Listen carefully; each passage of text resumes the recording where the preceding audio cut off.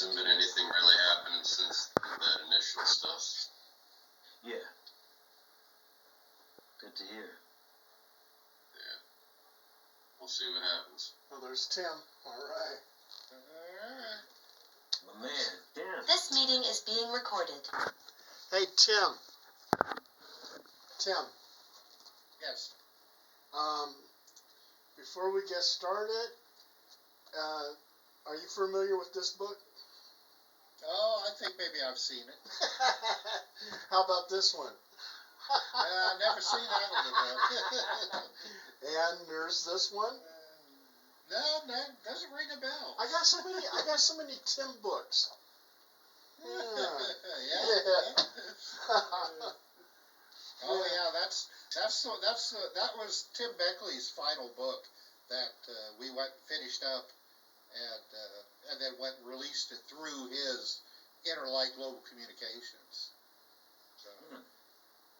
You know, what's your thoughts on Dulce anyway? Oh my gosh, that's a complicated subject. Yeah.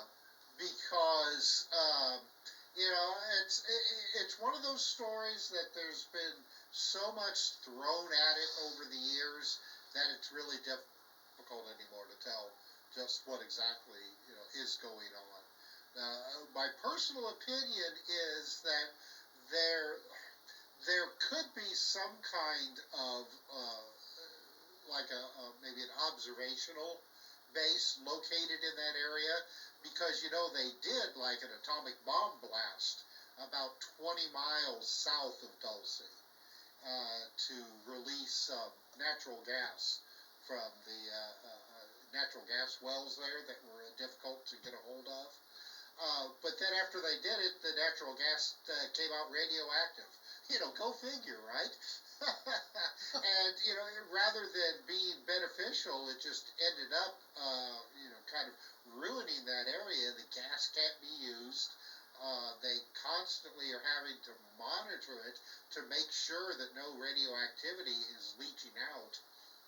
So, you know, there could be a good possibility that there is some kind of secret installation there to monitor that radiation, rather than there being, you know, like a secret underground base full of, you know, aliens, that sort of thing.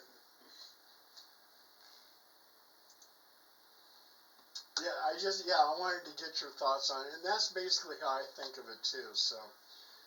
Yeah. Well, you know, it was used it was used as part of that disinformation campaign against Paul Benowitz. That once the Air Force thought that he was getting too close to, you know, whatever it was that they were doing at Kirkland Air Force Base in New Mexico, they came up with this, you know, this underground base at Dulce to kind of distract him from, because Benowitz lived just outside of Kirkland Air Force Base, and so he could see very clearly, you know, these weird lights flying around over the area. So, you know, I think that Dulce may have been part also of the testing that was going on with the stealth bombers and stealth fighters that were being developed at the time. You know, because Benowitz did actually get a picture of some kind of aircraft that was crashed near Dulce. You know, that probably ended up being, you know, like a stealth fighter. You know, that's, or at least an early version of it. But yeah, it's, you know, there's so much disinformation around the whole thing that it's really difficult to, you know, tell what's going on. There's a paranormal investigator here in Sacramento, and I think his name, if I remember right, is Anthony Sanchez, and he went to Dulce and he investigated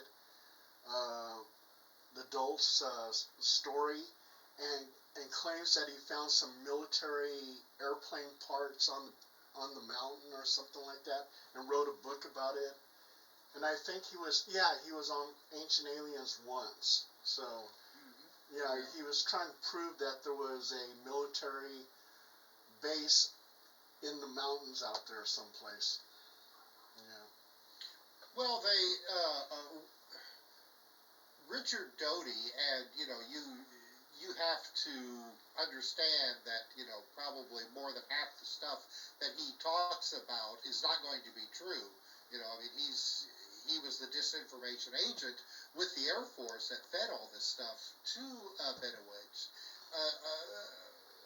Doty admitted that the Air Force actually went and scattered airplane parts and put up like fake air vents on top of that ridge outside of Dulce to